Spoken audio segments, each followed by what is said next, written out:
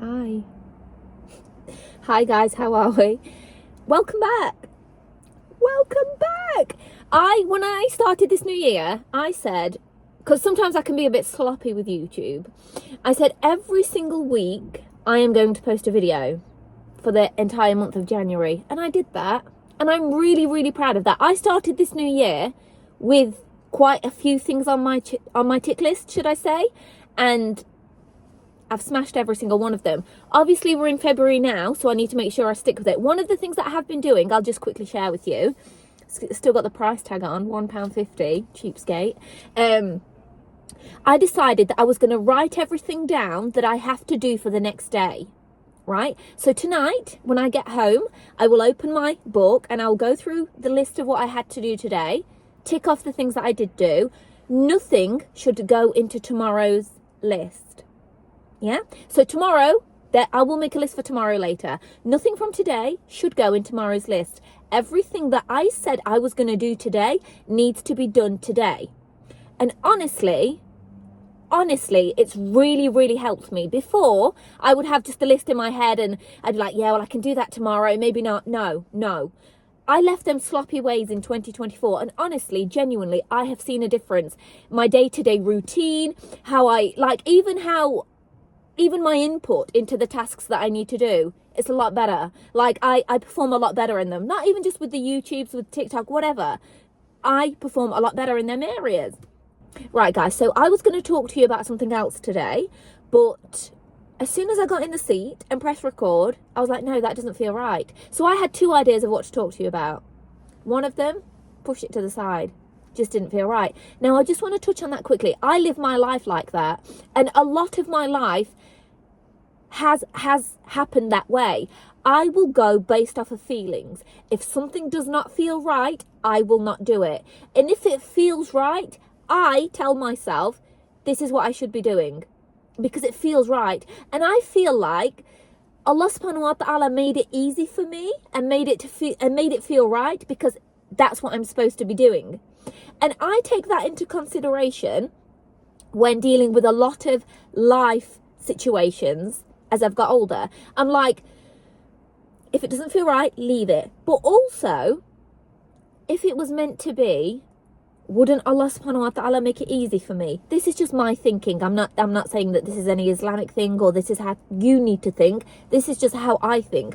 And I think to myself, if it was meant to be, wouldn't Allah subhanahu wa ta'ala make it like, why is it so hard for me? Yes, it may be my test. Yes, I may need to keep going. And I do to a certain extent, sorry. But if it gets to the point where it's like, right, I'm really, really, really trying to squeeze blood out of a stone now, it's not going anywhere, I just leave it. That's not even what I wanted to talk to you about today. What I want to talk to you about today is that from speaking to a lot of you, I have realised that there is one thing that a lot of you, if you truly believed it, and you don't truly believe it, I'm sorry, but you don't. There is one thing that if you truly believed it, you would be okay. The majority of you that I speak to, you are whittling. You're in really, and I don't mean that in a bad way, you don't know if you're coming or going. This situation that you're going through, whatever it is, has taken over your life, and you don't know if you're going left, right, forward, back. You're lost. You're lost. You may as well be floating in the middle of the ocean. And I thought to myself, and I realised, because it's a lot of people that I speak to like this. So I sat back and I thought to myself, if they truly believed this one thing, if we all believed truly, and I mean truly believed it with our hearts, we would be okay. And that thing that you do not truly believe in is, what is yours will never miss you. Never. And what is not yours will not find you. Now, I know that when we're going through bad times and we have a breakup or we probably didn't get the job that we wanted, a lot of people will say, look, if it was written for you, it would have been for you. And they say things like that to us to make us feel better. And yeah, of course. But sometimes I think that we think, well, they're just words. Do we really, really think about what has just been said to us? What is yours will never miss you. That's not something I've plucked from Google. That's not something I've just randomly decided to say. That is from Allah subhanahu wa ta'ala. That is hadith, that is a promise. What is yours will not miss you. I keep repeating it because you need to understand it. I can't say it any more clearer than that. I used to be, when I was a little girl, and even as a teenager, I used to worry about everything.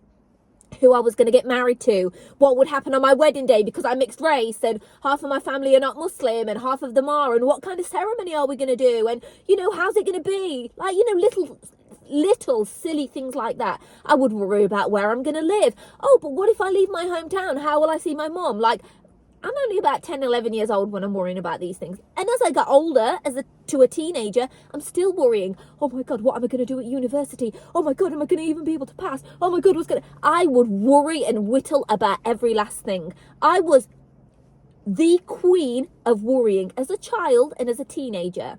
I only left worrying when life got tough and I went through some life-changing, horrendous things in life. If you know me, you know my story, you know what I've been through, you know what I did. Changed my life.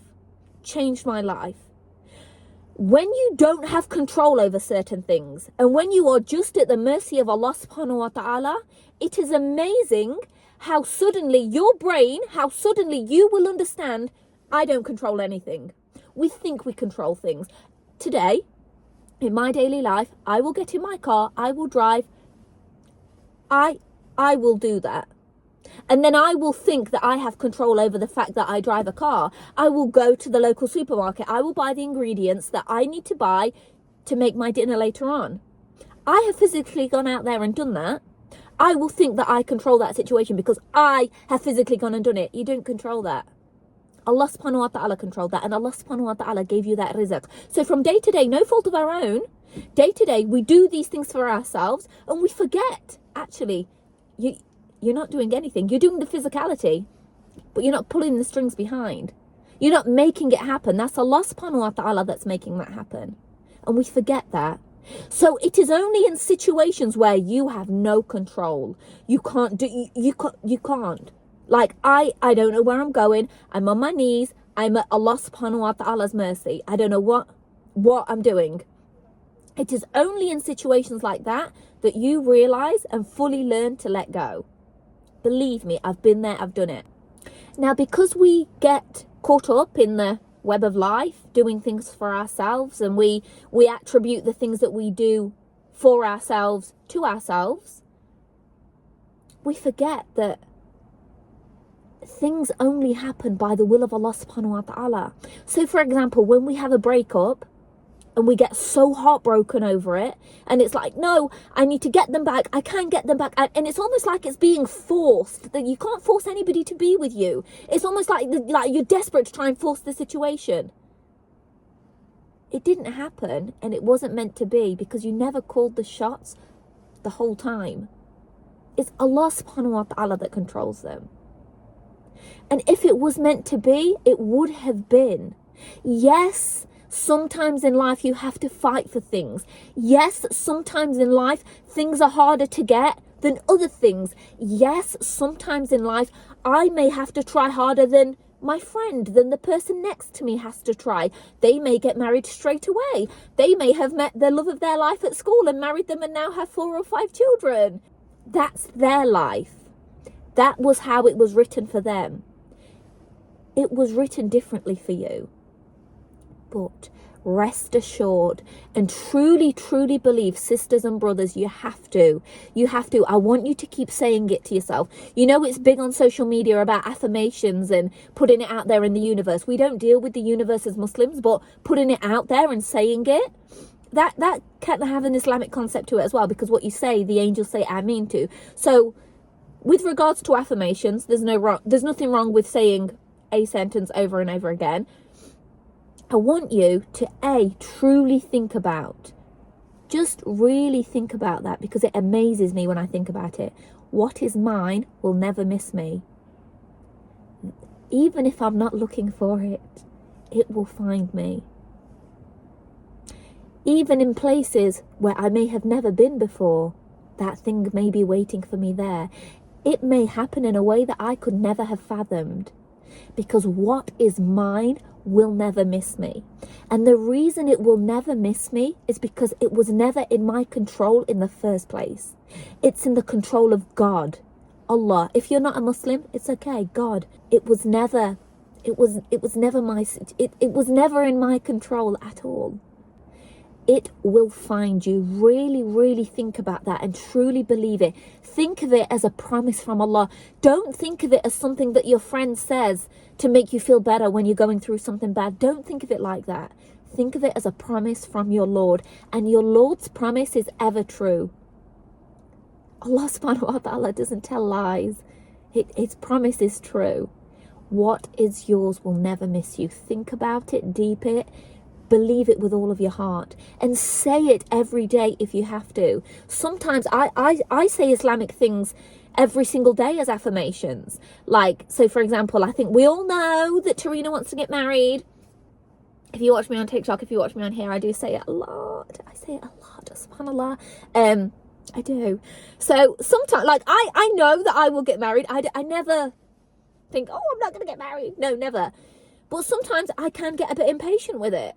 So what I do when that happens is I will say to myself, kun fiyakun, be and it is, be and it is. That's a verse in the Quran, a little sentence in the Quran. If you're not Muslim and you're watching, it's a little sentence in the Quran that says kun fiyakun literally means be and it is. And the verse that is in the Quran relates to when Allah decrees, when he wants something to happen, all he says is be and it is, kun fiyakun. So I know in my head, all I'm waiting for is kun fiyakun. All I'm waiting for when I ask for marriage is that one word from my Lord.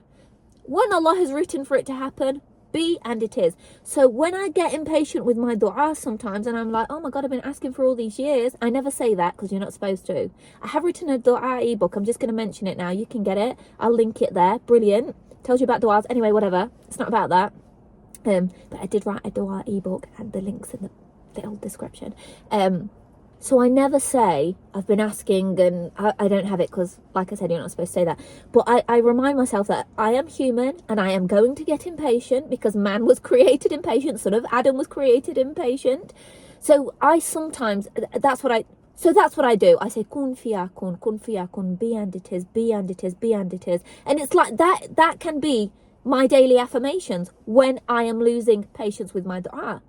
So what I want you to do is say every single day, what is mine will never miss me. What is mine will never miss me. What is mine will never miss me. Anytime you're in a situation where you're doubting, anytime you're in a situation where you're heartbroken because you didn't get to marry the person that you wanted to marry, what is mine will never miss me. Say it to yourself. If it had have been yours, it would never have missed you, because the next part is simply that. And if it is not for you, it will never reach you. What are the benefits for truly believing in that? You will have a much easier life and you will deal with situations a lot easier. That is, trust me, I am someone who has incorporated this style of thinking and truly understanding these concepts into my life. When things don't go my way, I am not disheartened. I get up, I brush the dirt off my shoulder, I dust myself off, and I get back to it. Because I fully understand that if it was mine, it wouldn't have missed me. And I fully understand that, yes, I may go out and do A, B, C, and D, but really at the end of the day, if it's not meant to be, that's with Allah subhanahu wa ta'ala. And if you're going through a hard time right now, if you're heartbroken, if things are not going your way, if you're not happy with where you think you should be in life, when you truly understand them concepts, it will allow you to be easier on yourself. You'll get through that heartbreak a lot easier because you will understand that it was never yours in the first place. And that where you are in life may not be where you want to be, but it is where you are supposed to be. And the things that you worry about, what job am I going to have? How am I going to move house? How am I going to get married? I'm not married yet. All of them things that we worry about, they will never miss you. They haven't found you yet because it's not your time yet, but they will never, never miss you. The things that you worry about, Don't worry about them. The heartbreak that you're going through, it was never meant for you in the first place. If you think, I'm not married yet, oh my God, and all my cousins are married, doesn't mean you're never going to get married. It hasn't found you yet, but it will find you. It's in the future. It's coming to you. And it will never, if it is for you, it will never miss you. These concepts changed my life, and fully imploring them into my life changed my life. And I hope that it can do the same for you. Brothers and sisters, I'm going to go now because my hands, they're red because it's that cold. So I'm going to end with dua.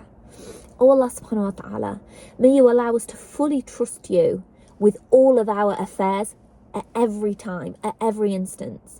And oh Allah subhanahu wa ta'ala, may you give us the strength to leave certain situations that are not for us. May you give us the strength to remove ourselves from certain situations that you have not written for us, but we hold on to because of our nafs. Oh Allah subhanahu wa ta'ala, please protect us from situations that take us further away from you, and allow us to be in more situations that bring us closer to you. Allahumma gfirli warhamni wahdini wa'afini warzuqni. Ameen. Few slips of the tongue there, guys. Forgive me. Assalamu alaikum.